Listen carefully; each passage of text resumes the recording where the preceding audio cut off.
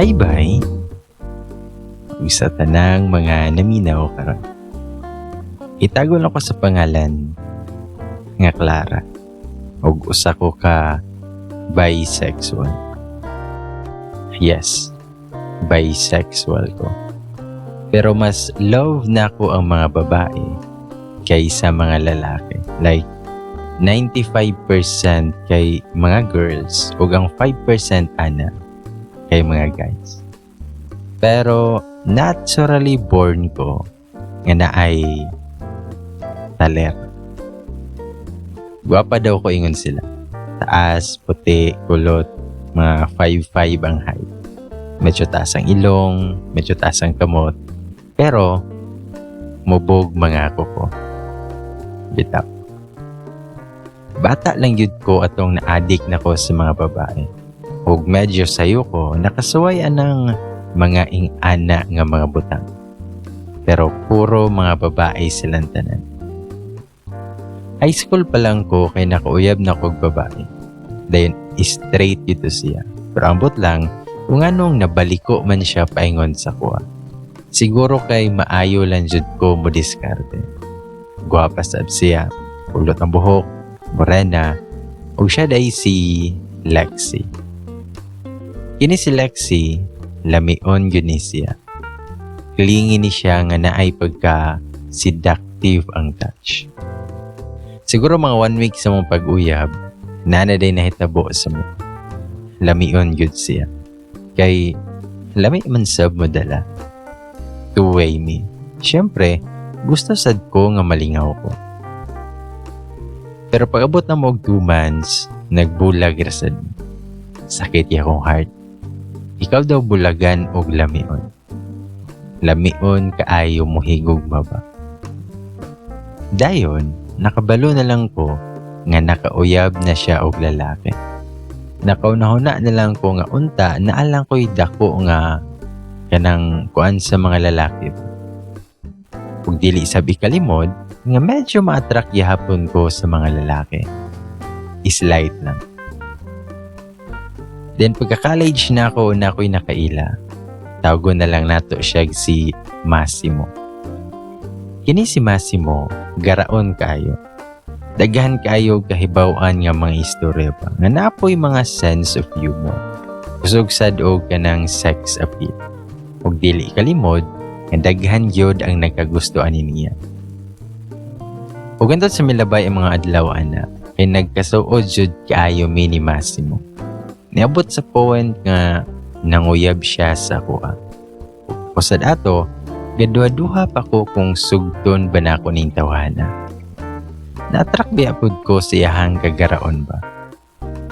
O gantod sa mga pila ka bulan nga sigig sungog-sungog sa mong barkada o siyahang pagpanguyab sa kuha, nibigay jud ko. Gisugot na ko siya. Try lang gud ba kung unsay lami anang lalaki? Kay wa pa biya jud ko nakatilaw og laki. Makapanglimbawot kaayo sa balahibo hunaon-naon. Ug antod sa milabay ang pila ka semana sa among pag-uyab, nakaingon jud ko nga lami man di ay gihapon mo higugma ang lalaki ba. Ginapa-feel niya sa kuha nga special kay ko. Sige lang may kuyog, ug kaon, ug laag, ug librehon pa jud ko niya. Kusog yun siya man libre kay daghan man siya kwarta. O syempre, ako'y bae so dapat lang nga librehon ko niya.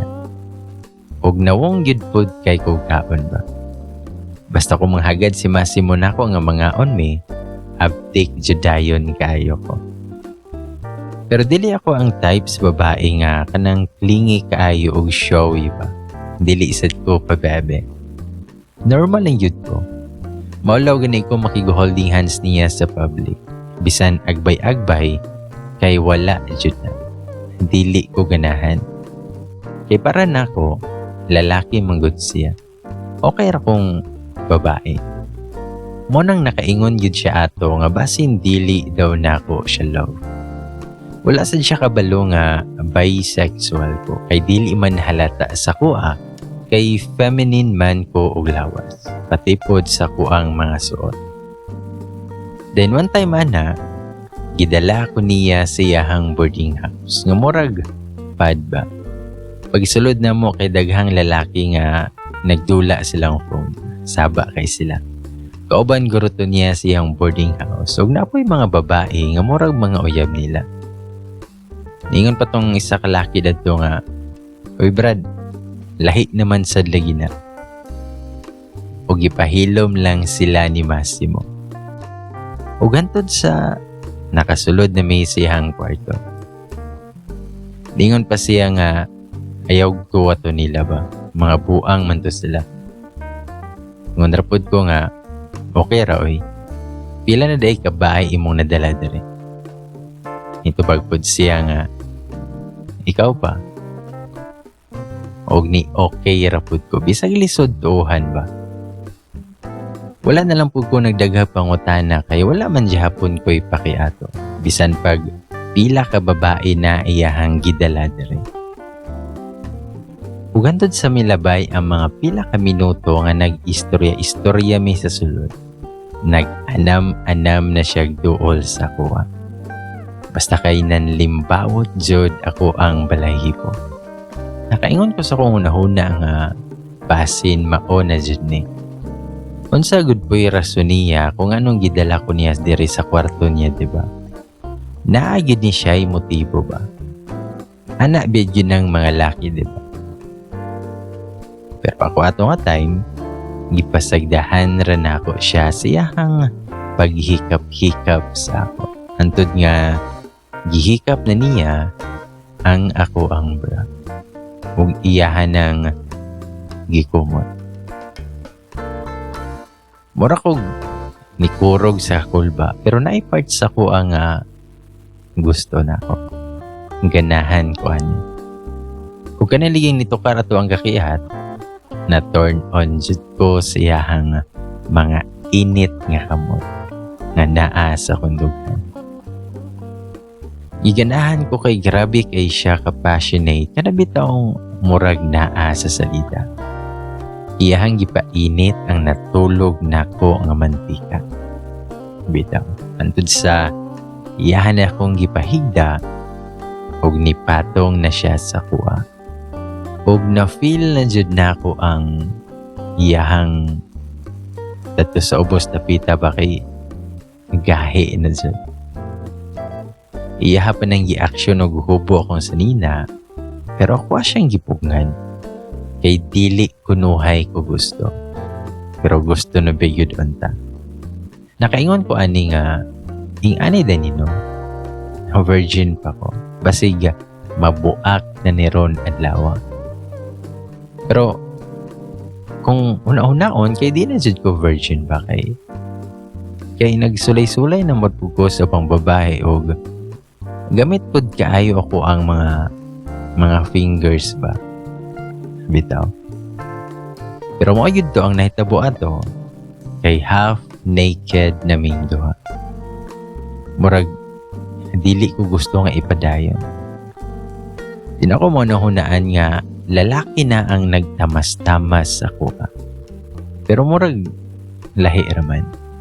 Pero sige na lang ipadayon nato ni. Gianboto na niya ako ang jeans ug iyahang gipaubos taman sa kuntuhod ug gihubo na sad niya ang iyahang suot. Kambakon kay ko ato pagkakita siya ba. First time to nako nakita sa personal ba. Hinana jud ay na no. Promise. Inosente pa ko no. Hadlo ko kay basin tuod ug walay lampas-lampas ang iyaha. Pero dak-an kog tan-aw. Nakuyon ako kay gusto na ko nga mo ambak pero padayon lang gihapon kay bisag mura na ko giluod kay wa jud ko sukad aning istayla. Og iya jud nang gihubo ang ako ang jeans. Og underwear na lang jud ang nabili. Iya na unta ng aksyon og hubo pero ako ang gipugngan. Ako siyang giingnan time sa ginhawas ako gamay. Unya siya, wala na itingog-tingog. Padayon lang siya sa pag kumot-kumot sa ako ang dugo. Well ako, muna na nako kung ipadayon ba na ako ni or dili. Ug na-feel na lang dyan na ako na mas ni aggressive na kaayo si Massimo.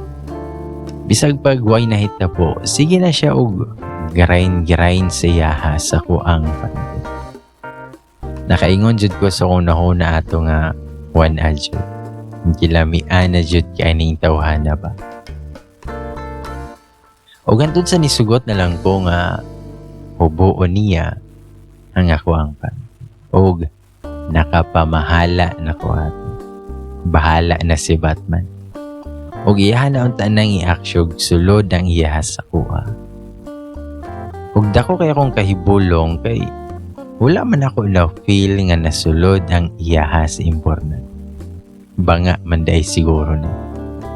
Naara sa gawas ang iyaha pero sige yapon siya handos ba.